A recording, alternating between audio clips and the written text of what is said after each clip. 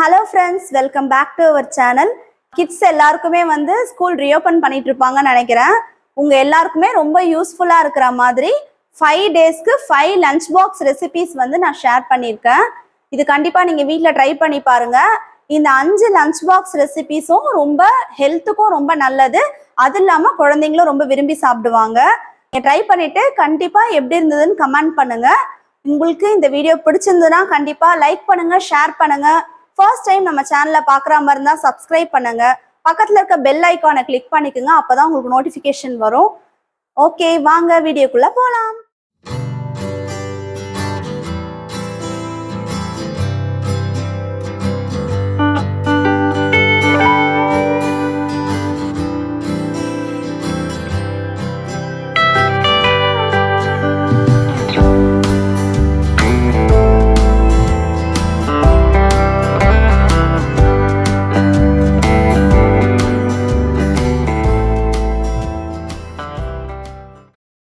இப்போ நம்ம ஃபஸ்ட்டு பார்க்க போகிற லஞ்ச் பாக்ஸ் ரெசிபி என்னன்னு பார்த்தீங்கன்னா, பீஸ் புலாவும் அதுக்கு சைட் டிஷ் சோயா சங்க்ஸ் கிரேவியும் எப்படி பண்ணுறதுன்னு பார்க்கலாம்.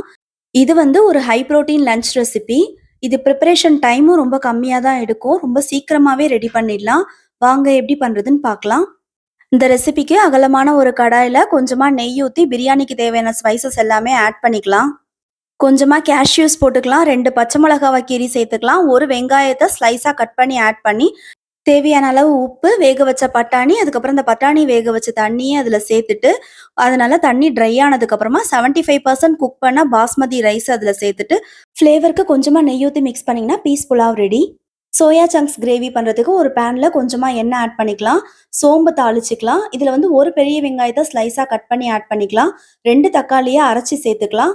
மஞ்சள் தூள், மிளகாய் தூள், தனியாத்தூள், கரம் மசாலா எல்லாமே ஒரு ஸ்பூன் ஆட் பண்ணி தேவையான அளவு உப்பை ஆட் பண்ணி நல்லா மிக்ஸ் பண்ணி விட்டுக்கலாம். கொஞ்சமாக தண்ணி ஊற்றி அது கொதிச்சதுக்கு அப்புறமா ஆல்ரெடி மீல் மேக்கரை ஹாட் வாட்டரில் போட்டு வச்சுருக்கேன். அதை நான் இதில் ஆட் பண்ணிடுறேன். கிரேவி கன்சிஸ்டன்சி வந்ததுக்கு அப்புறமா கொஞ்சமாக கொத்தமல்லி தழையை தூவி இறக்கிடலாம்.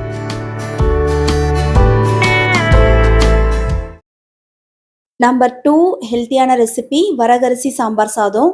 இந்த டிஷ்ல எல்லா வெஜிடபிள்ஸுமே நம்ம ஆட் பண்ணி பண்றதுனால இதுல ஃபைபர் கண்டென்ட்டும் இருக்கு, at the same time protein கண்டென்ட்டும் இருக்கு. இன்னொரு ஸ்பெஷல் திங் என்னன்னா, இது நம்ம வரகரிசியில செய்றோம். இப்போ வாங்க எப்படி பண்றதுன்னு பார்க்கலாம்.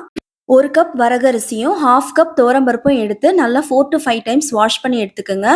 சின்ன வெங்காயம், தக்காளி, உருளைக்கிழங்கு, முருங்கைக்காய், கத்திரிக்காய், கேரட், பீன்ஸ் எல்லாமே சேர்த்துட்டு அதில் 1 கப் புளிக்கரைசல், 2 ஸ்பூன் சாம்பார் பொடி, 1 ஸ்பூன் மஞ்சள் தூள், தேவையான அளவு உப்பு சேர்த்து தண்ணி மட்டும் கொஞ்சம் எக்ஸ்ட்ரா வச்சுட்டு 1 ஸ்பூன் நெய்யும் தேவையான அளவு பெருங்காயமும் சேர்த்து குக்கரில் ஒரு 3 to 4 விசில்ஸ் வரைக்கும் குக் பண்ணி எடுத்துக்கோங்க. இதுக்கு சூப்பராக ஒரு தாளிப்பு கொடுத்துடலாம். ஒரு பேனில் ஒரு 3 ஸ்பூன் நெய் ஆட் பண்ணிக்கோங்க. கடுகு, சின்ன வெங்காயம், காஞ்ச மிளகாய், கருவேப்பிலை எல்லாமே சேர்த்து தாளித்து இதில் கொட்டினீங்கன்னா செம்ம டேஸ்டியான ஹெல்த்தியான வரகரிசி சாம்பார் சாதம் ரெடி. இது ஒரு செமி கிரேவி கன்சிஸ்டன்சிலே பேக் பண்ணிடுங்க. அப்போ தான் குழந்தைங்க சாப்பிடும்போது கரெக்டான டெக்ஸ்டருக்கு வந்துடும். இதுக்கு சைட் டிஷ் நான் முட்டை தொக்கும் அப்பளமும் பேக் பண்ணுறேன்.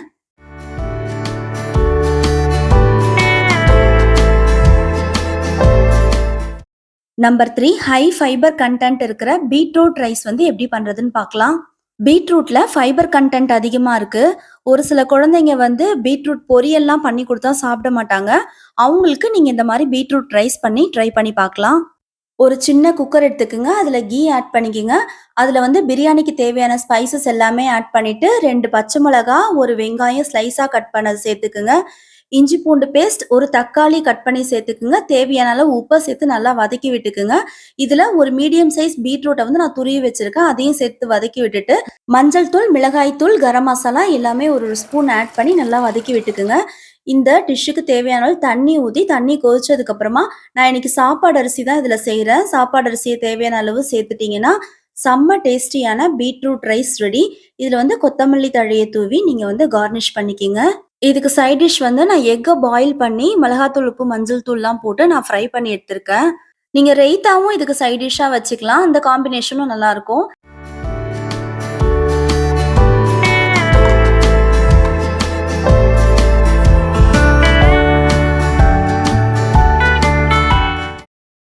நம்பர் 4 குழந்தைங்கள்ல இருந்து பெரியவங்க வரைக்கும் all time favourite curd rice.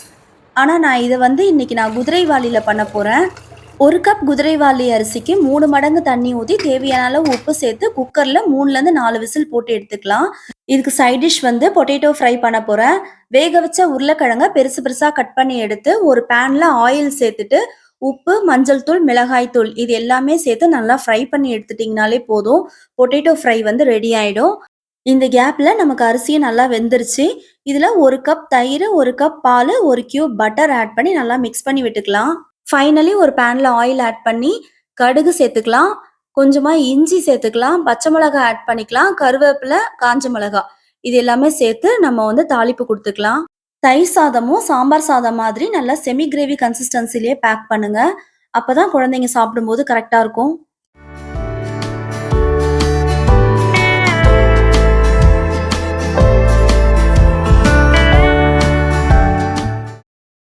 Number 5 again ஒரு ஹை புரோட்டீன் லஞ்ச் ரெசிபி பண்ணலாம்.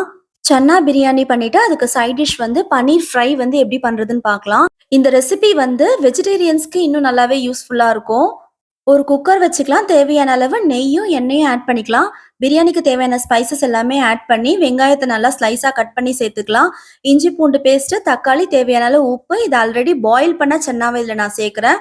மஞ்சள் தூள், மிளகாய் தூள், கரம் மசாலா, 2 ஸ்பூன் கர்ட் இதுல ஆட் பண்ணிட்டு, தேவையான அளவு தண்ணி இது எல்லாமே கொதிச்சதுக்கு அப்புறமா, இதுல வந்து பிரியாணி ரைஸ சேர்த்துட்டு மூடி வச்சிரலாம்.